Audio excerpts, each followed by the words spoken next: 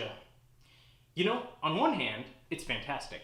Nostalgia allows us to look back on our lives and the things that influenced us. It also allows us to connect with other people by talking about shared experiences like movies and TV we grew up with. On the other hand, some people get too obsessed with nostalgia and they refuse to change. I find that the best way to enjoy life is to embrace both. Change is incredibly important, but sometimes it's nice to sit back with your favorite all-too-sugary cereal and enjoy some retro reruns and be nostalgic about the time you grew up. In my case, that's the 90s. And I know 90s nostalgia has become a massive craze lately, but can you really blame us? I mean, we're all around our 30s, and so we're at that time where we can look back at our lives and say, man, wasn't it cool back then? Of course, not all of the 90s was actually cool, but I'm a strong believer that the 90s nostalgia is so crazy because we were the last generation before massive cultural shifts. Think about it. We were the last kids to grow up without cell phones or streaming services. The internet wasn't readily available to you at all times, and shows were actually scheduled to premiere with commercials. And if you missed it, sorry, guess you're waiting for the rerun.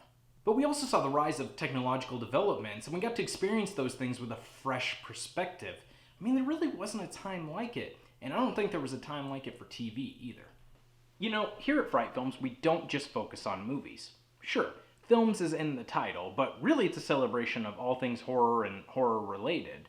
A lot of great stuff comes out every year, but I also like to focus on the things that stick in my mind for one reason or another. A lot of those things came from when I was growing up. Hence the large monologue on nostalgia. When I look back on horror from my youth, there are a surprising amount of images that immediately pop into my head.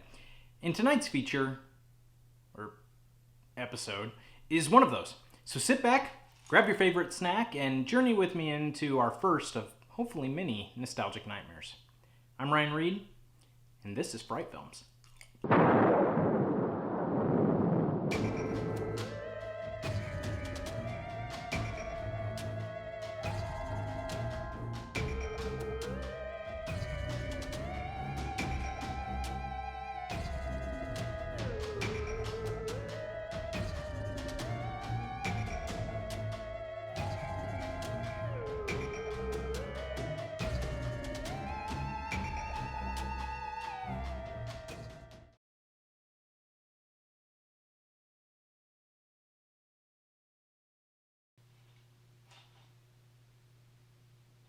You know, in the 90s, Nickelodeon really was the channel for creativity in the disguise of kids' TV. There were no rules at the time, so no one show had to look like another. That's how we got such wildly creative and different shows, like Rocko's Modern Life, or Clarissa Explains It All, or Doug, or The Adventures of Pete and Pete, or of course, Are You Afraid of the Dark? Don't worry, we're definitely going to cover that show at some point. One of the shows that has been ingrained into people's memories is Salute Your Shorts, a short-lived show about a summer camp and all the misadventures that the campers got into. Salute Your Shorts only ran for 2 seasons, from 1991 to 1992, and because this was so early in the decade, most of my memories came from reruns of the show whenever Nick decided to rerun it.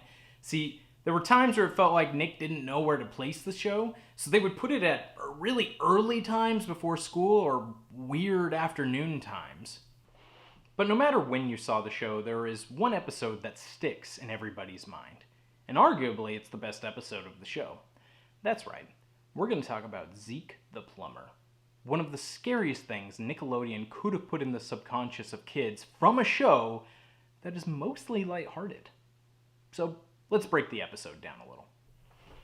It opens with our resident bully, Bobby Budnick, carving something into a tree while rocking a sweet 90s mullet. Sponge, the camp nerd, stumbles across him while recording with his video camcorder.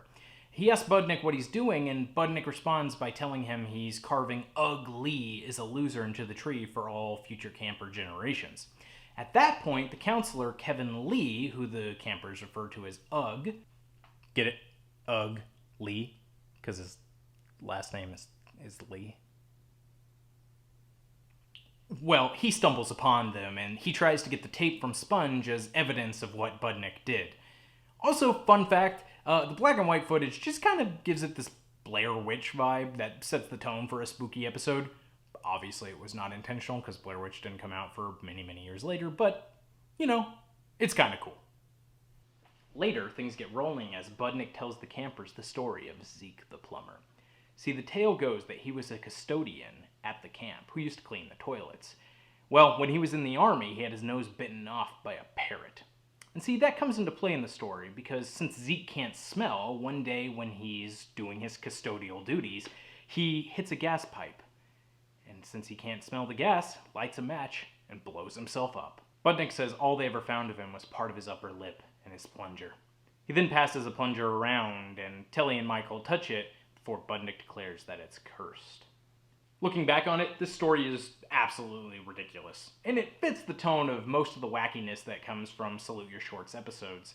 However, it does set the stage for a scene that is burned into most 90s Nickelodeon kids' brains.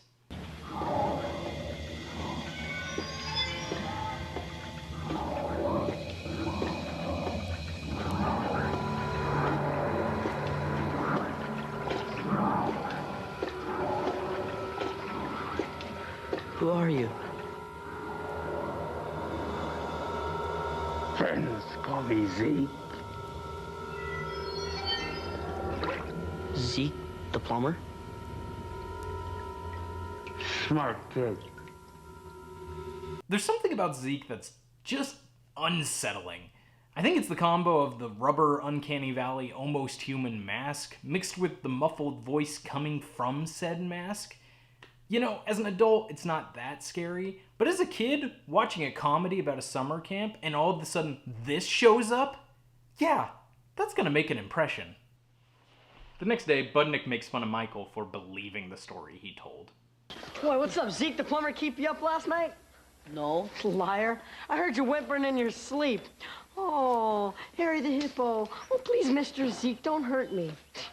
Wuss. You know something? What? You're a real jerk. And you're a real baby. I tell a ghost story and you buy hook, line, and stinker. I just cut one. Burn?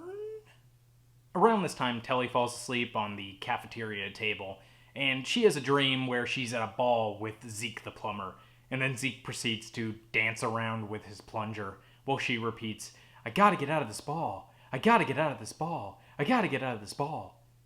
It's weird and hilarious and just very David Lynchian. The kids decide to get back at Budnick by betting him he can't stay in the woods overnight.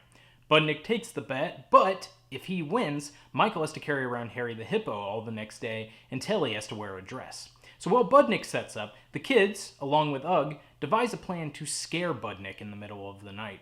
Part of this plan involves Donkey Lips wearing a pumpkin mask.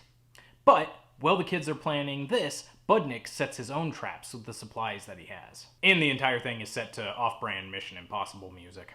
Things seem to go Budnick's way as all the campers fall into his traps. Then, out of nowhere, Zeke the Plumber shows up and tells Budnick that he's going to take his head.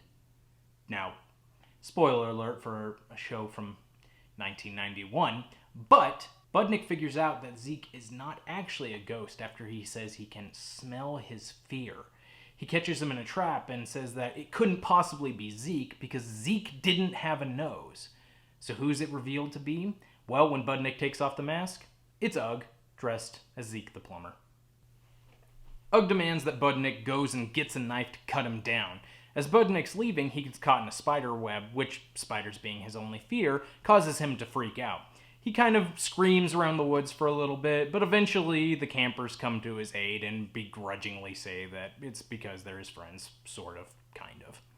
The episode ends with Ugg still hanging upside down the next morning, disoriented and angry at Budnick staring at Ugg Lee as a loser carved into that tree.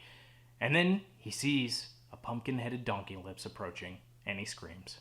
The entire thing is a classic Nickelodeon episode, but it does leave me with one big question. How in the world does Ugg know how to dress like Zeke the Plumber as seen in Michael and Telly's dreams? At one point, Sponge tells Michael and Telly that Budnick created such a vivid image that they both dreamed of the same person. And okay, I'll buy that. But then how does Ugg know what Michael and Telly dreamed of? Like, I get that in the real world, our real world, Zeke the Plumber was played by Kirk Bailey, who was also Ugg's actor. And the episode wants you to believe that on a first viewing, Zeke the Plumber actually exists. But then on repeated viewings, that becomes a major plot hole. But then again, I am way overthinking this. Zeke the Plumber is one of the most iconic Nickelodeon creations. Just go to anywhere online where people are talking about old shows and someone will bring up how much Zeke scared them as a kid. I have this really hazy memory of seeing the episode for the first time on like a Sunday afternoon, and even then it was still unsettling to see Zeke. I don't remember him scaring me all that much, but the episode definitely got stuck in my brain, and it wasn't until later in life that I was reminded of this particular episode of Salute Your Shorts, and I went, that's what I remember! Sadly, Salute Your Shorts isn't readily available to people who want to check it out. The show has never been officially released on DVD, and both iTunes and Amazon have only released a handful of episodes digitally. And it's a shame too, because Salute Your Shorts is a big part of Nickelodeon history, and it deserves better for Zeke the Plumber alone. But if you really do want to check it out, you can find it online. As for Fright films, we'll definitely cover some more nostalgic nightmares at some point. But for now, I'm going to kick back, eat my way too sugary cereal, and salute my shorts. I'm Ryan Reed.